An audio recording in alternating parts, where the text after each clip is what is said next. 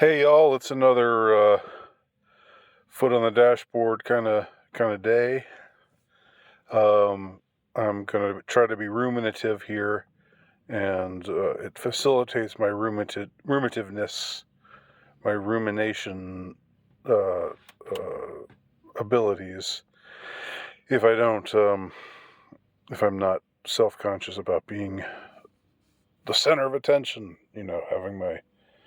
having my gorgeous face blasted before millions and millions of people. Normally, I'm okay with that because I am a rock star, but I do have a shy side as well, believe it or not. So here I'm just going to be kicking back a little bit and ruminating. And what I'm ruminating on today is how dystopia is here. Dystopia snuck up on us, and I think you have to be my age or at least closer to my age to understand what I am talking about. Because if you're like in your 20s, I don't really know I don't know if you so much ever saw the change take place. I mean, maybe like if you're because if you're in your 20s, for all of your conscious life, you've been in a world uh, where people are online a lot, and maybe when you were a little kid, the internet was just in its infancy, but since you came into awareness of things, you were aware that the the internet was just uh, a prevalent part of society, and the notion of things existing without there being an internet is something that, I mean, you can understand intellectually in the same way that I can understand living in a world without television or without radio or without automobiles. But you can only it's only a matter of speculation for you. For me, it was lived reality for people my age and older than me, and some people younger than me too. Again, I'm 52, so um, I think that I remember when I was teaching English composition a little while ago. One of the things I would do is I would have the students write about their 9/11 stories. Like how do you remember 9/11? Like what are what was the day like for you?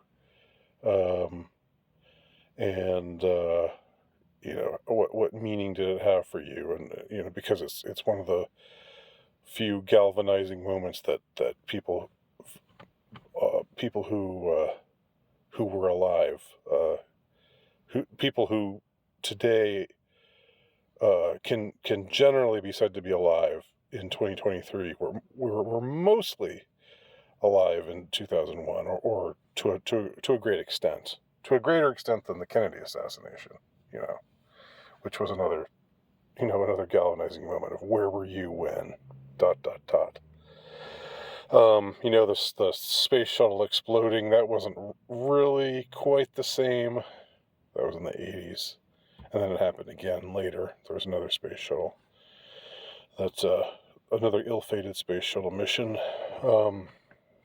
But anyway, so I would assign that, and at first, because when I started teaching, it was 2005. That was the first year I began teaching on the college level. I had taught a little bit before that, but never on the college level before.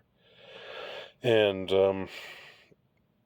for at first it was fresh in everybody's mind, and so they had interesting stories to tell. And then as the years went on, and the date got more and more remote, it was like they had less and less to say. It was like, well, I was in third grade, and I remember everybody going crazy about something, and I didn't really see the big deal. It didn't mean anything to me. Because that's what when you're a little kid. I mean, um, uh, unless you have some direct experience with a tragic event, it's not that you're callous about it. It's just you're more in your own world, and stuff that happens that's not in your own little world, you tend to just shrug it off and go on with things. I mean, that's the way we all have a degree of what's the word? I'm trying to think of a specific word. Compartmentalization. That was the word I was looking for. We all do that to one degree or other for most of our lives. It doesn't mean we're bad people. It doesn't mean we're callous. It doesn't mean that we don't care about human suffering. It just means, we live subjective lives, and when things happen to us that are in our immediate line of vision, so to speak, it tends to mean a lot more to us. If somebody else's mom dies, in Indonesia, of course I think it's sad, but if my friend's mom dies, then I'm then I'm sadder. And if my mom dies, I'm the saddest. You know. So anyway, uh, it got more and more that, like, the essays they would write would get more and more just sort of vague, or like, they would be less and less like, oh my God, we're going to war, oh my God, the world's ending, and more like, well, I was just a little kid and I didn't really understand what was going on, that kind of thing. And I had this regular teaching job for a good, like, 11 years, 12 years or so before I moved on. And yeah, so that was something that I remember noticing. And so I think that since in some ways 9/11 was the beginning of our tumble into dystopia, there it maybe started before that. The roots are certainly deeper than that, but I would say that it was the event which kicked it all off. But it still snuck up on us. Um, this is something I've said. I know I've said this before, and I don't want to be tedious or sound like a broken record here, but I have I it it's still striking to me how I can watch a movie or a TV show on Netflix or wherever, Amazon Prime or whatever, from not that long ago, from 10 years ago, let's say. you know I liked the show Community. I thought it was very funny, still do. I remember and I think that was the example that I've used before, although maybe it was on my old channel, where I talked about watching some specific episodes and thinking to myself, they wouldn't be able to make those jokes today, or today, if those jokes were made, that would be just so edgy. It'd be like, wow, they're really being edgy. But in 2009, 2010, 2011, it was just sort of like, okay, well, yeah, it's funny. It's funny. No big deal. It's funny. Nobody's offended. It's funny. But uh, but at some point, along the way. I don't know if there has been there's no. I know people have written me and they have their theories and stuff, and that's fine. But I don't know if we can trace it to any one thing. But I would say that there was nowhere near the sense of things unraveling just a mere 10 years ago. Just even 8 years ago. 8 years ago, 2015, I guess that would have been the very start of it. That would have been the start, the 2015.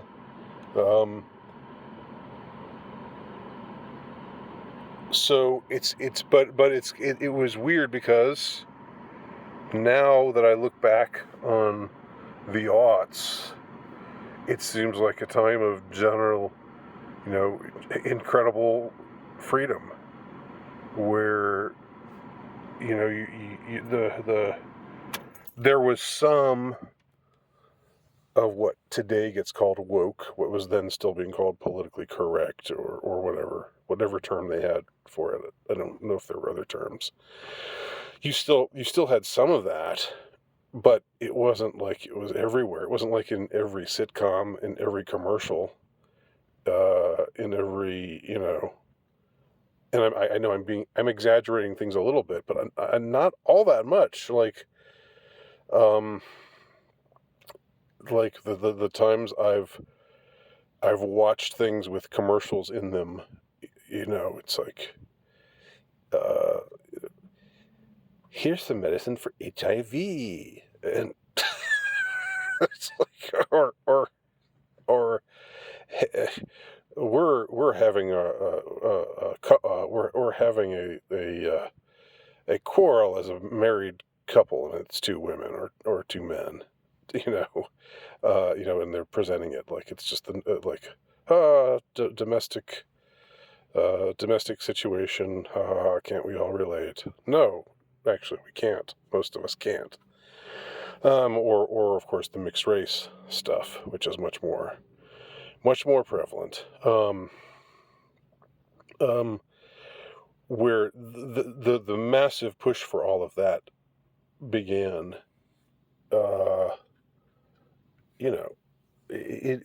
It's like you compare now to 2008, 2009, 2010, 2011. It was there was nowhere near. You could walk. I mean, you could still turn on the Disney Channel and see shows with casts that are all white. Okay. There was nowhere near this push to say, white people bad, more diversity good, diversity equals fewer white people bad, and to make every couple a mixed race couple, or the ones that aren't mixed race to make them gay couples. So anyhow, and this sort of situation where, ooh, you better watch what you say and better watch what you saying. Better watch what you're saying, or you're going to be in trouble. There was a little bit of that. Well, in the 90s, the 90s was where that kicked off. People using terms like herstory.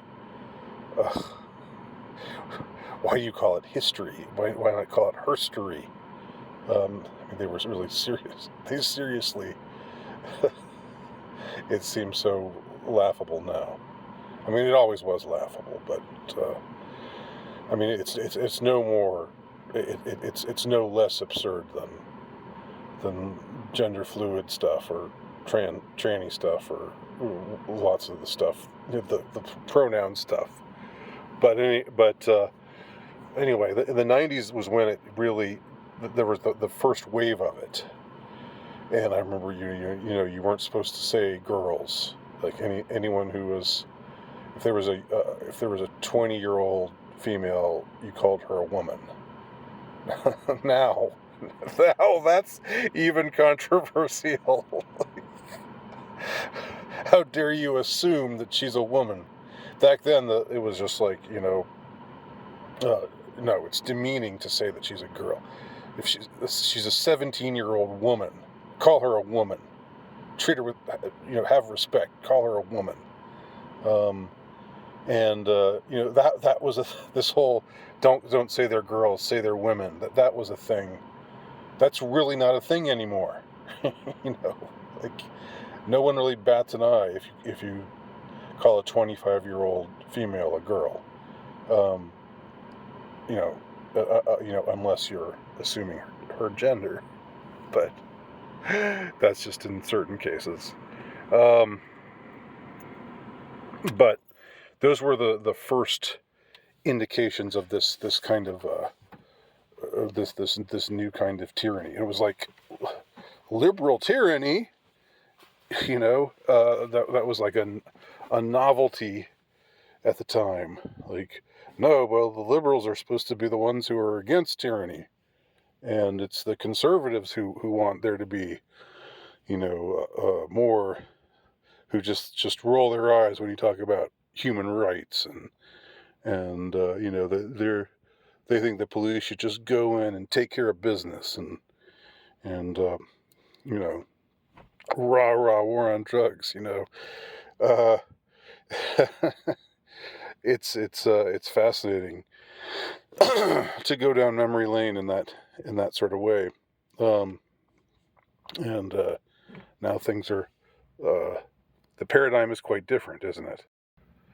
But I've probably said this before. I didn't see that they would start saying, well, they would start justifying censorship in the name of quote unquote misinformation. I remember the very beginning of that. I remember recording a segment. At the time, I had a podcast called the Nameless Podcast on SoundCloud, and I remember I remember something caught my attention that I didn't hear anybody else talking about. It was when Obama was still the president, and he said something like, we need to have a curator of truthiness on the internet. Now, we're not talking about censorship. We just said we do, have a curator of truthiness, and use that Stephen Colbert term, truthiness. Fuck Stephen Colbert. Anyway, that's a different subject. But he put it in that sort of cutesy way, like using the term truthiness. But what he was saying was basically totally what we have right now. And I remember sounding the alarm on it. Like, what do you mean? Who's going to be the curate? Who's going to curate? Who's going to decide what's true and what isn't? All the sort of reasonable questions that should come to a person's mind. But I don't remember that causing any kind of sensation at all. Not my SoundCloud podcast, but I mean Obama's words. Of course, my SoundCloud podcast was only listened to by a small number of people, but I don't remember people talking about it. I don't remember people honing in on that and saying, there's danger ahead. Here there be tigers. What are they trying to do with this talk of curating the internet? And now it's like the more even the less malignant aspect of this curation, quote unquote, is still annoying as hell. If you use any kind of term that just that just ticks the box of the algorithm of like, ooh, forbidden subject, or topic that needs to be curated. You do a YouTube video and you use the term flat Earth, for example. I'm not even on the flat Earth bandwagon. I don't. It's not my thing. But I've done a couple videos where I think I've used flat Earth in the title, and it gets, the Wikipedia entry about flat Earth is a far right conspiracy theory, or blah blah blah, where they're basically telling you how you should think, what you should think, how you should feel about this, that, or the other thing, because people just can't be allowed to sort things out and decide for themselves. They have to be protected from quote unquote misinformation by having the misinformers be censored. And it's not censorship. It's nothing. It's not the first. There's no First Amendment issue.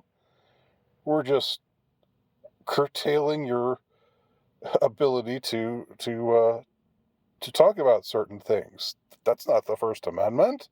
That has nothing to do with freedom of speech. All the disingenuous arguments. It's a private platform. The thing is, you would hear in the 80s and 90s, you'd hear conservatives saying things like that. But, oh gosh, where am I going with all of this? This has been somewhat rambling, but I think I should bring it to a close here.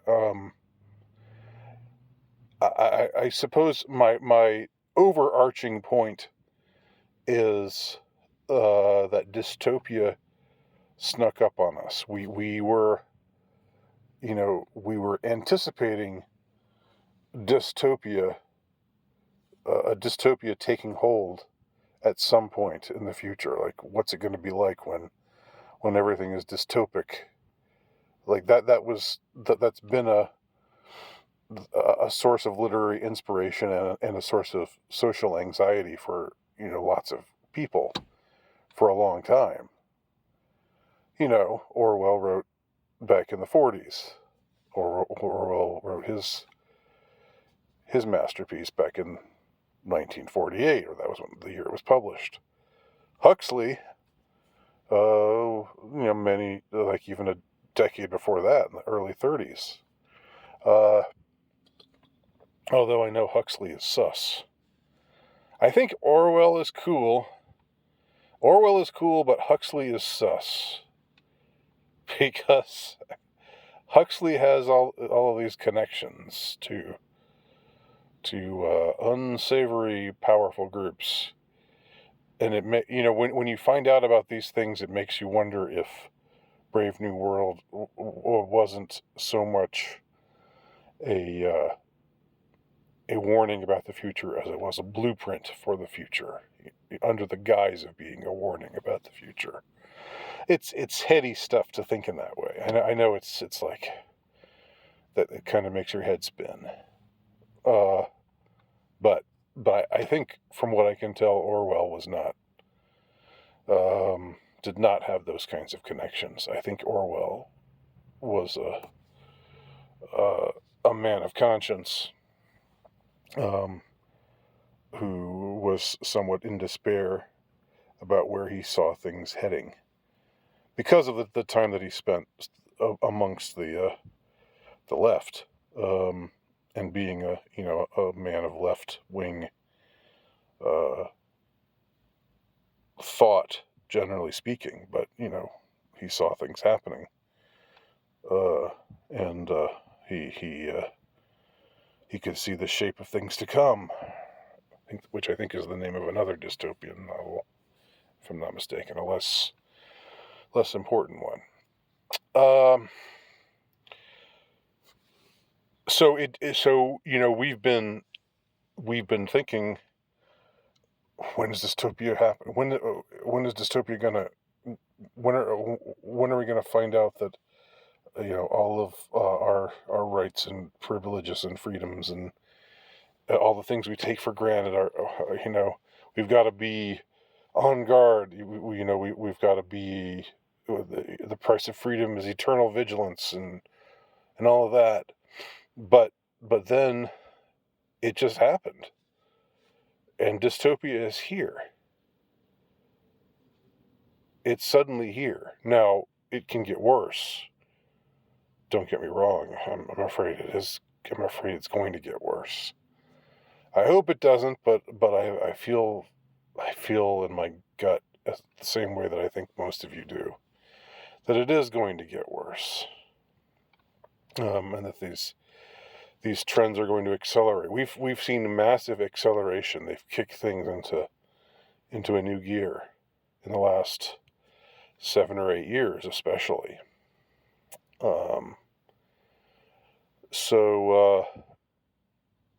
So it happened, almost I don't want to say surreptitiously, but it happened without us really, without us noting that it was happening when it was happening. Except me. I'm the only one who said, "What exactly do you mean, Obama, when you talk about curating the internet? What do you mean? I know you're trying to be cutesy with your using your pal Stephen Colbert's term truthiness and all that. But you're saying something serious here. What are you really saying?" "Well, of course we're not going to censor anything." I can't quite do the Obama voice anymore. I couldn't really do it before either. I'm not I don't do imitations. But yeah, that was something I raised the alarm about, and then it was just sort of, and then it happened. It happened, and now it's here. And most people just go along to get along, which is, I mean, it's disappointing, but that's the way of things. So this video has gotten long. I think maybe I'll do another video where you're looking at my feet, and I'll talk about how the massive acceleration that's happened, that was totally unforeseen, of that being of the last 3 years. But for now, I'll stick with. I'm gonna end this. Wow, this is long. Okay. Thank you for watching this to the end. I hope you got something out of it. Leave your comments below.